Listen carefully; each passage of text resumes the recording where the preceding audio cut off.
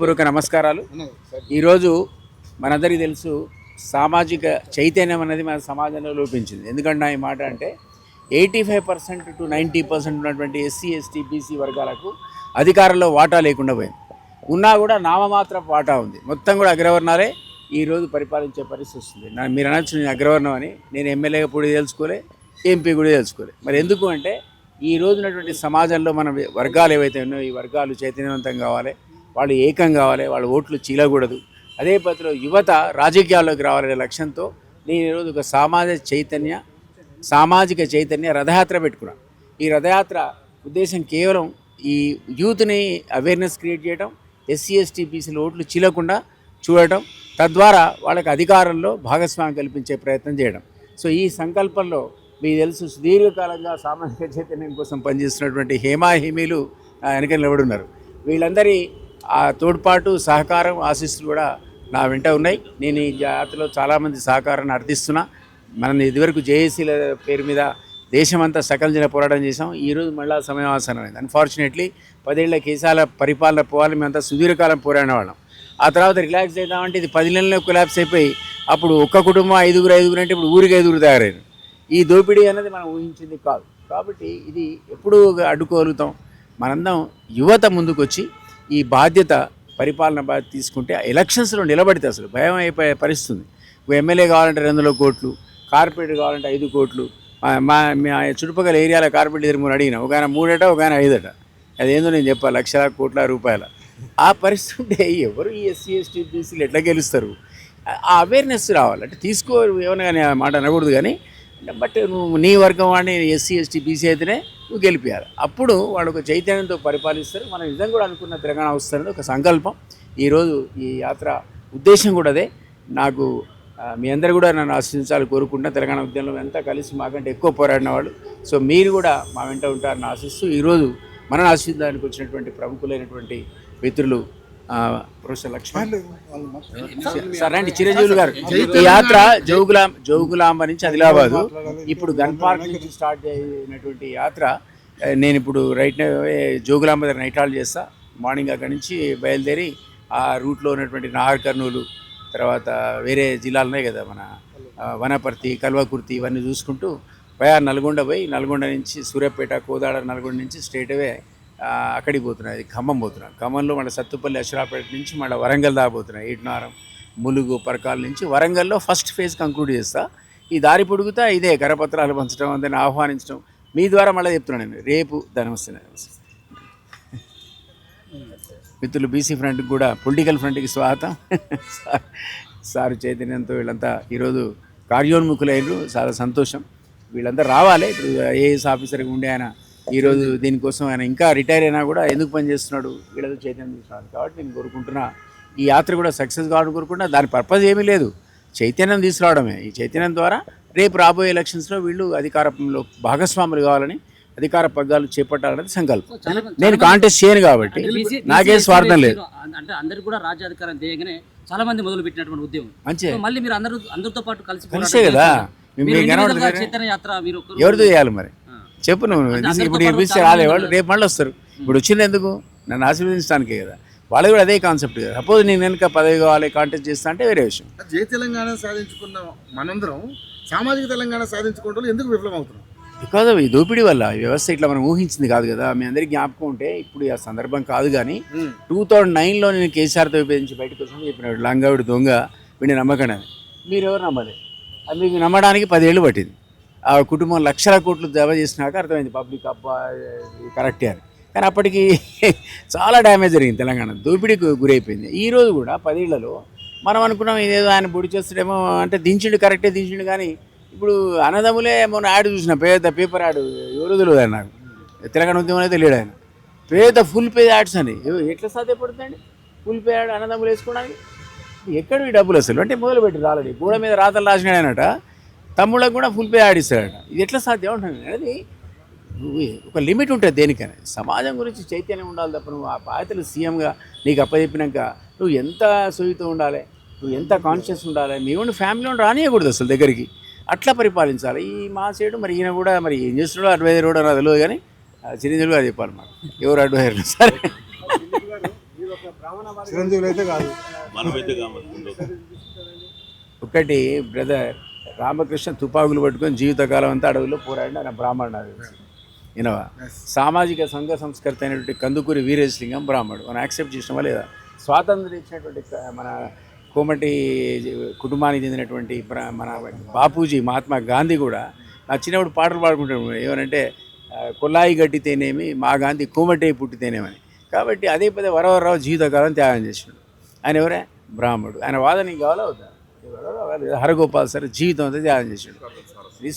విశారద రండి విశారద గారు అయితే నేను చెప్తున్నా వీళ్ళంతా కూడా వాటి బ్రాహ్మణులు అనేది కాదు కదా కాన్సెప్ట్. ఆ కాన్సెప్ట్ని వాళ్ళు ముందుకు తీసుకొని ఆయన సామాజిక విశారద గారు రండి ప్లీజ్. ఉద్యమ జేఏసీకి చైర్మన్ గా నన్ను చేశాడు. సామాజిక తెలంగాణ ఇప్పుడు నన్ను చేశాడు అంటే బ్రాహ్మణుడు ఉండి ఒక దళితుని ఎట్లా చైర్మన్ చేస్తాడు చెప్పండి? అంటే సామాజిక తెలంగాణ అంశం అనేది నేను చెప్పదలుచుకునే సందర్భంగా సామాజిక తెలంగాణ అంశం అనేది బ్రాహ్మణుడు చేస్తాడా బహుజనుడు చేస్తాడా అనే సమస్య కాదు. ఇక్కడ ఇవాళ దళితులై ఉండి బానిసత్వంలో ఉన్నారు, సామాజిక తెలంగాణ గురించి మాట్లాడతలేరు. మరి వాళ్ళంతా కూడా సామాజిక కోరం కోరినట్టుగా బీసీలో అయి ఉండి అగ్రవర్ణాలకు బానిసత్వం చేస్తాను. మరి వాళ్ళంతా సామాజిక తెలంగాణ కోరుతున్నారా?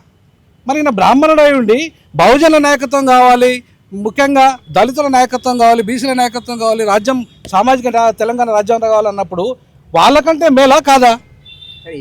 కాదు కాదు కాదు నేనేమంటున్నాను సమాజంలో నేను నా వాదం అందుకే మీకు క్లియర్ చెప్పినా. నేనే ఎమ్మెల్యే పోటీ చేయను, ఎంపీగా పోటీ చేయను. మరి దేనికి? చైతన్యం తీసుకురావడానికి ప్రయత్నం చేస్తున్నావు. ఆ చైతన్యం అన్నది నీకు అనుకూలం ఉంటే నువ్వు సమర్థిస్తావు, అవునా కదా? నీ అధికారం కోసం నీ తిరుగుతా అంటే నువ్వు వద్దు, నువ్వు ఇంట్లో పండుకుంటే కాబట్టి 100%. ఇన్నేళ్ల పరిపాలనలో ఏ ప్రభుత్వం వచ్చినా కూడా బీసీలకి అన్యాయం జరుగుతుంది తప్ప న్యాయం జరగట్లేదు. కానీ సార్ బీసీల పట్ల అందరూ కూడా వాళ్ళకి సముచిత స్థానం రావాలి, వాళ్ళ రాజ్యాధికారం చేపట్టాలని కోరుకుంటున్నారు తప్ప అసలు బీసీలో ఐక్యత లేనప్పుడు మీరు చేసే ప్రయత్నం ఎంతవరకు సఫలీకృతం అవుతుంది? 100% సఫలీకృతం అవుతుందండి. ఎందుకు అవుతుందంటే ఇప్పుడు చైతన్యం లేకనే ఇప్పుడు సారు రథయాత్ర మొదలుపెట్టిండు. ఆ చైతన్యం కోసమే కదా. చైతన్యం అనేది బోధించు సమీకరించు పోరాడని అంబేద్కర్ చెప్పాడు. బోధన చేయకుండా వాళ్ళకు చైతన్యం లేకుండా వాళ్ళ బానిసత్వ విముక్తి మీద చర్చ జరగకుండా మీరు ఎట్లా అధికారం వస్తారు? వాళ్ళకు బానిసత్వంలో ఉన్నారనే విషయం అర్థం కావాలి. సో అర్థం కావడానికే కదా ఈ ప్రచారం జరిగేది. కాబట్టి అందరూ ఎవరి స్థాయిలో వాళ్ళు చేయాలి. ఇవాళ ఒక్కరు చేస్తే సరిపోదు. ఇవాళ ఒక్క బీసీలు చేస్తానో, ఒక ఎస్సీలు చేస్తానో, ఒక ఎస్టీలు చేస్తానో సరిపోదు, లేదా ఒక పార్టీ చేస్తానో సరిపోదు.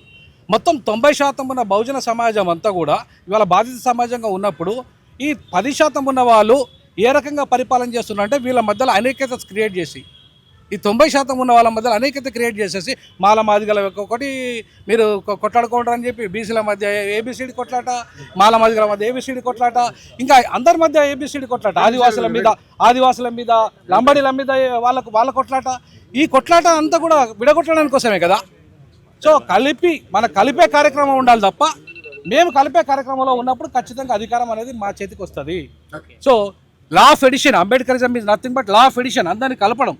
Brahminism nothing but law of division, అంటే విడగొట్టడం. ఏ కులానికి ఆ కులంగా, విశారణ ఒక పార్టీగా, నేను ఒక పార్టీగా, ఇంకో పార్టీగా విడగొట్టే కార్యక్రమం కాకుండా మేమంతా కలిపే కార్యక్రమంలో ఉన్నాం. ఆ కలిపే కార్యక్రమానికి బ్రాహ్మణుడు నాంది పలికినందుకు ఇంకా సంతోషపడతాం.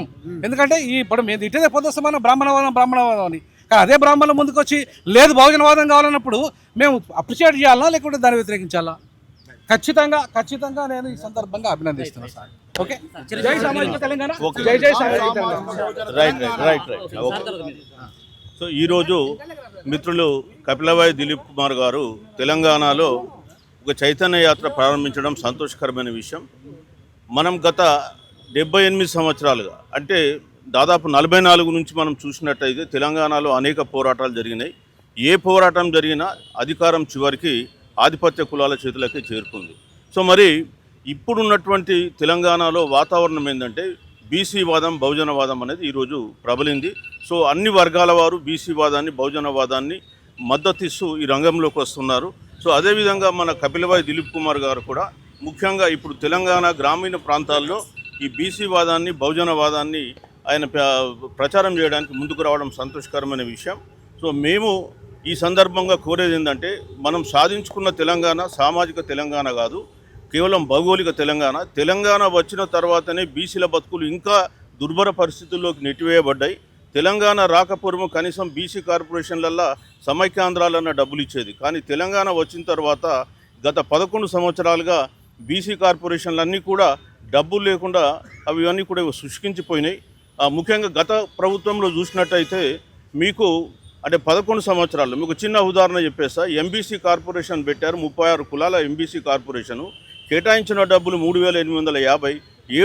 8 సంవత్సరాల్లో ఖర్చు పెట్టినటువంటి డబ్బులు కేవలం 19 కోట్లు. కేటాయించింది 3,850 కోట్లు, ఖర్చు పెట్టింది 19 కోట్లు. సీఎం క్యాంప్ ఆఫీస్లో రోజు చాయ్ బిస్కెట్లకు అయ్యే ఖర్చు మీరు చూసుకుంటే నెలకు 18 కోట్లు ఉంటాయి. అంటే ఒక సీఎం క్యాంప్ ఆఫీస్లో అయ్యే చాయ్ బిస్కెట్ల ఖర్చుల పూర్తి కూడా బీసీల బతుకులు లేకుండా పోయినాయి.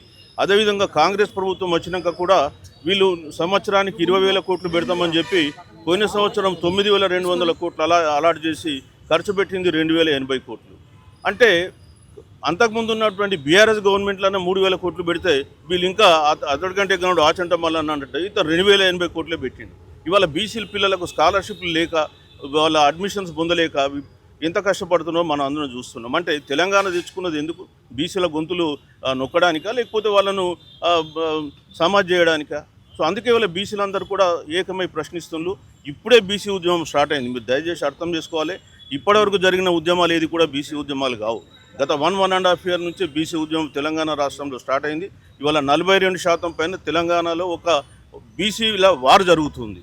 మరి యుద్ధంలో ఇప్పుడు ప్రజలు అర్థం చేసుకుంటున్నారు ఏ పార్టీ మాకు అనుకూలం, ఏ పార్టీ మాకు శత్రువులు. ఇవాళ 3 పార్టీలు కూడా మాకు శత్రువులు అనే విషయాన్ని వాళ్ళు గ్రహించింది. కాబట్టి రాబోయే కాలంలో బీసీ ఉద్యమం తెలంగాణ ఉద్యమం కంటే కూడా ఉధృతంగా ముందుకు పోతుందని చెప్పి చెప్తున్నాం. తప్పకుండా తెలంగాణ ప్రజలు తమ వాటా ఏంది, ఆత్మగౌరవం ఏంది, అధికారం ఏంది తెలుసుకున్నారు. మేము కూడా ఇంతకుముందే ఒక పుస్తకం కూడా రాయడం జరిగింది. ఈ తెలంగాణలో 25 రంగాలలో నేను విశ్లేషించిన ఏ రంగంలో కూడా బీసీలు లేరు, ఉన్న మాత్రమే బీసీలు. అంటే మరి మొత్తం మీరు ఉన్నటువంటి 5% ప్రజలే అన్ని రంగాల్లో మీరు ఉంటే మరి బీసీలు 90 అంటే బీసీలు అంటే మొత్తం ఇక్కడ మనం అనుకోవాల్సింది ఏంటంటే బీసీ ఎస్సీ ఎస్టీలు 90% జనాభా ఉన్నటువంటి వీళ్ళు మరి 5% కూడా లేకుండా పోవడం చాలా దురదృష్టకరమైన విషయం. కాబట్టి వారు ఏదైతే చేపట్టినారో ఈ కార్యక్రమం విజయవంతం కావాలని చెప్పి మనస్ఫూర్తిగా ఆశీర్వదిస్తాం. సామాజిక తెలంగాణ సామాజిక తెలంగాణ.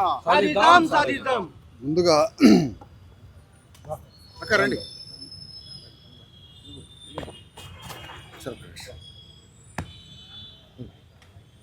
ముందుగా సమాజంలో 90% అణగారిన పీడిత వర్గాలైన బీసీ ఎస్సీ ఎస్టీలు రాజ్యాధికారానికి రావాలని, వారు ప్రధాన స్రవంతిలో కలవాలని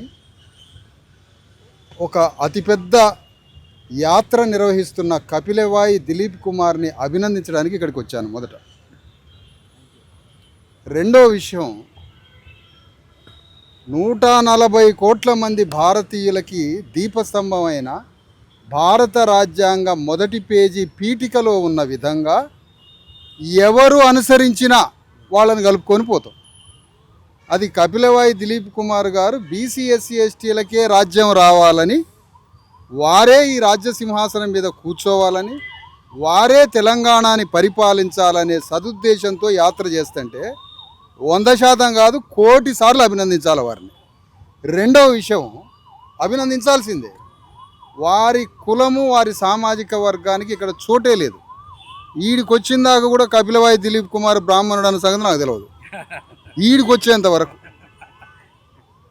రేపు తెలంగాణలో రాజ్యం బీసీ ఎస్సీ ఎస్టీలకు ఒప్పజెపుతా అంటే రేవంత్ రెడ్డిని కూడా బుధమే చేసి కలుపుకొని పోతాం.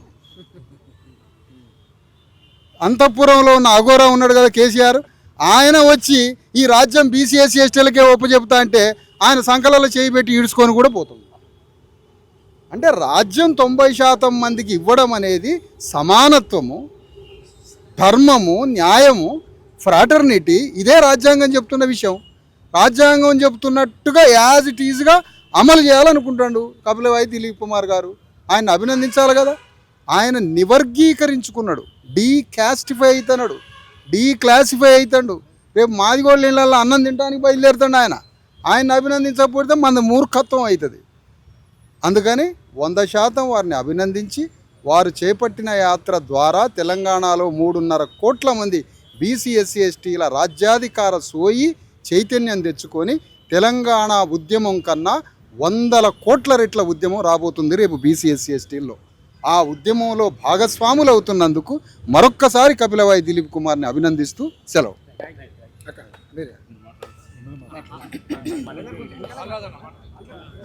మీడియా మిత్రులందరికీ కూడా ఉద్యమాభినందనలు. అన్నయ్య కపిలవాయి దిలీప్ కుమార్ గారు సామాజిక చైతన్య యాత్ర రాష్ట్రమంతా తిరగడానికి సిద్ధపడి మరోసారి ముందుకు కదులుతున్నాడు. మేమంతా తెలంగాణ యునైటెడ్ ఫ్రంట్తో మలిదశ తెలంగాణ ఉద్యమంలో కలిసి పనిచేసినటువంటి వాళ్ళంగా, అన్నయ్యను దగ్గరగా ఉండి చూసినటువంటి వాళ్ళంగా చెప్తా ఉన్నాం. నిజానికి ఇంతకుముందు తమ్ముడు విశారదన్ గారు మాట్లాడినట్టు డీక్యాస్టిఫై అయి పనిచేస్తున్నటువంటి వ్యక్తి కపిలవాయి దిలీప్ కుమార్ గారు. ఎందుకంటే మేము దగ్గరుండి చూసాం, మలిదశ తెలంగాణ ఉద్యమం అంతా కలిసి పనిచేసినాం. అందుకని ఇవాళ చేస్తున్నటువంటి ఈ ప్రయత్నానికి మరొక్కసారి అన్నయ్యకు వాళ్ళ టీం అందరికీ కూడా మరొకసారి అభినందనలు తెలియజేస్తూ ఉన్నాం. అయితే మిత్రులారా, ఇవాళ దేశమంతా జనగణన జరగాలి.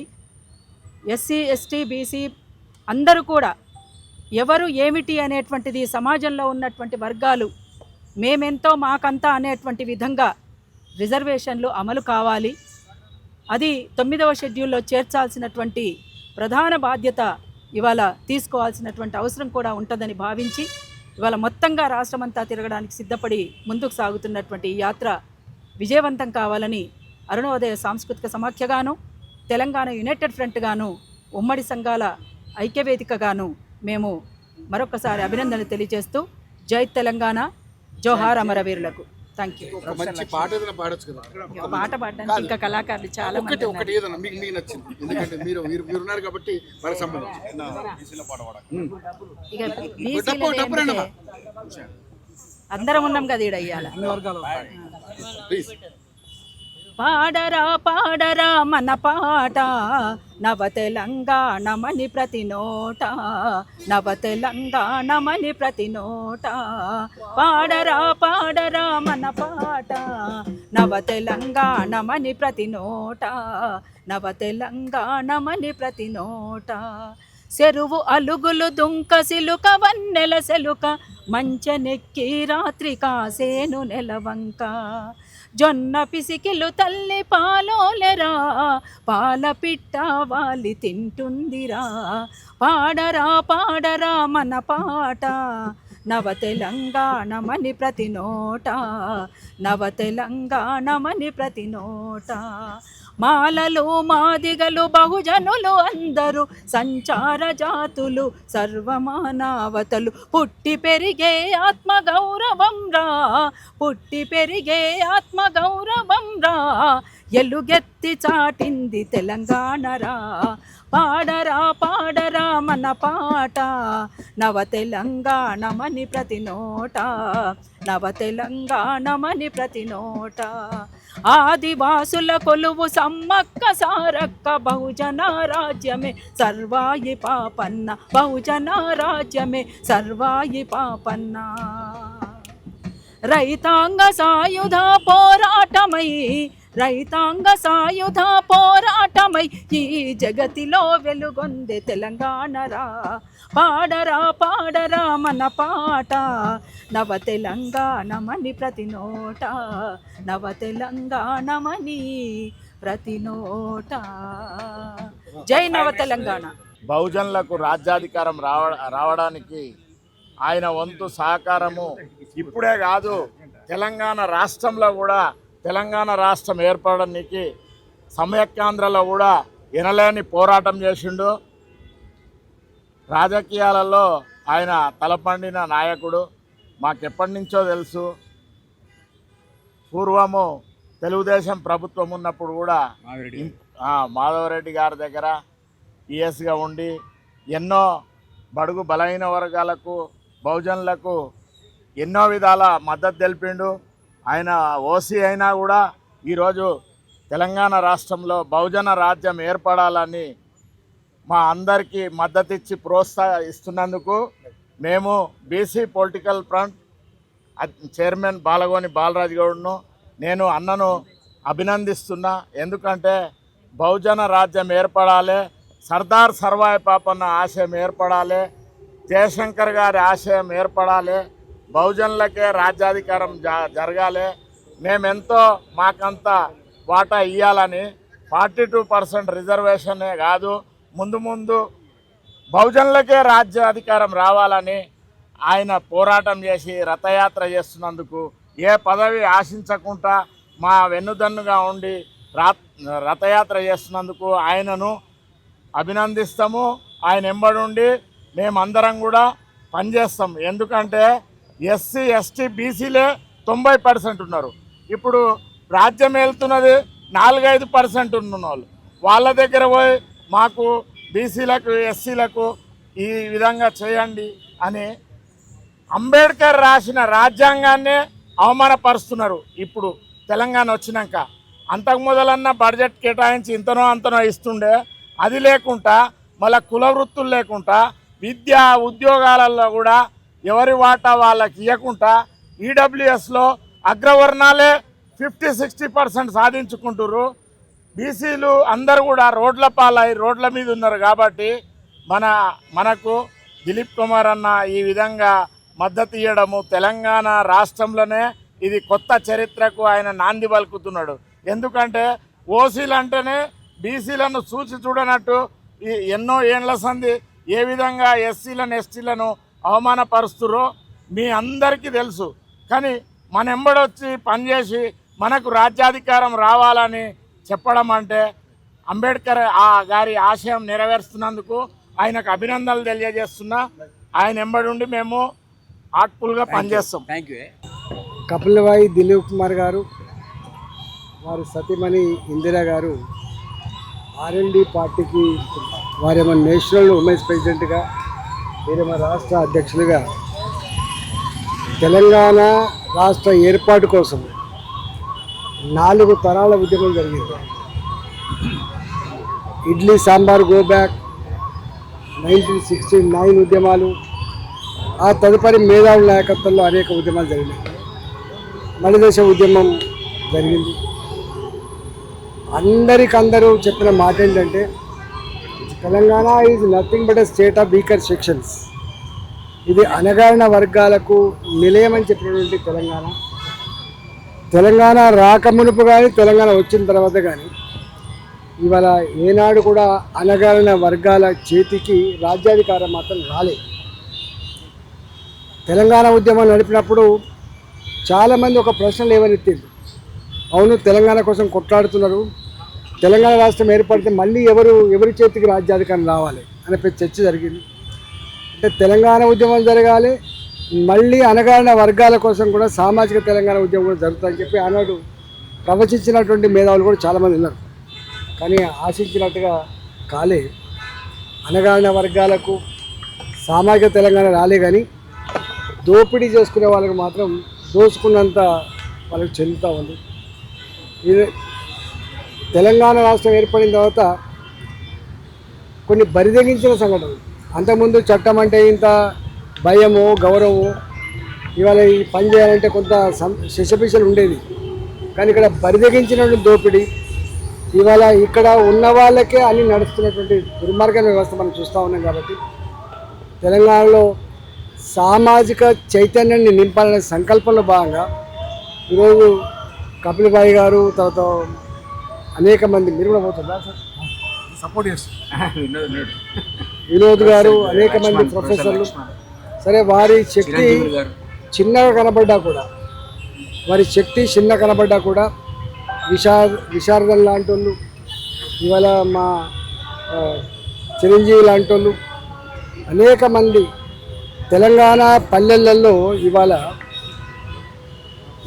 మా జాతికి మా వర్గాలకు అన్యాయం జరుగుతున్నటువంటి ఆక్రోశం దుఃఖం స్పష్టంగా కనపడతా ఉంది. మన బంధుకు పిలిపిస్తే ఎట్లా స్పందించడం మనం చూసినాం. కాబట్టి ఇవాళ పిడికడ మందే ఉండొచ్చు కాక, ఇవాళ చిన్నగానే కనపడుతుండొచ్చు కాక, కానీ ఏనాడో ఒకనాడు తెలంగాణ ఉద్యమం ఇన్ని తరాలు చేసేట్లయితే సాధించుకుందో, రేపు సామాజిక తెలంగాణ అణగారిన వర్గాలకు రాజ్యాధికారమైనటువంటి సూత్రం కూడా ఇది ఆపగలిగే శక్తి ఎవరికి లేదు. ఆలస్యం అవుతుండొచ్చు, కొంత ఒడిదుడుకు గురవుతుండొచ్చు, కానీ 100% ఇవాళ ఈ గర్భంలో పుట్టిన ఈ ఆలోచన, సామాజిక తెలంగాణ ఆలోచన తప్పకుండా విజయ తీరాన్ని ముద్దాడి తీరుతుందనే విశ్వాసం ఉన్నది. చాలామంది ఇలా మాలాంటి వాళ్ళం అందరం కూడా సరే రాజకీయాలు ఉంటాయి పోతాయి, కానీ ప్రజలు మెచ్చే, ప్రజలు నచ్చే, ప్రజల అంతరంగానికి అనుగుణంగా నడుచుకోవాలనేటువంటి సంకల్పం ఉన్న రాజకీయ నాయకులు ఉన్నారు. ఇవాళ వీరు చేస్తున్నటువంటి ఇవాళ తెలంగాణ వ్యాప్తంగా ఏ స్పందన వస్తుందో దానికి సంపూర్ణంగా నాలాంటి వారిని మద్దతు ఇస్తూ ఉన్నాం. వారి యాత్ర సఫలం కావాలని చెప్పి కోరుకుంటా ఉన్నా. వారి యాత్రను ఆదరించాలని చెప్పి నేను విజ్ఞప్తి చేస్తున్నాను. Thank you.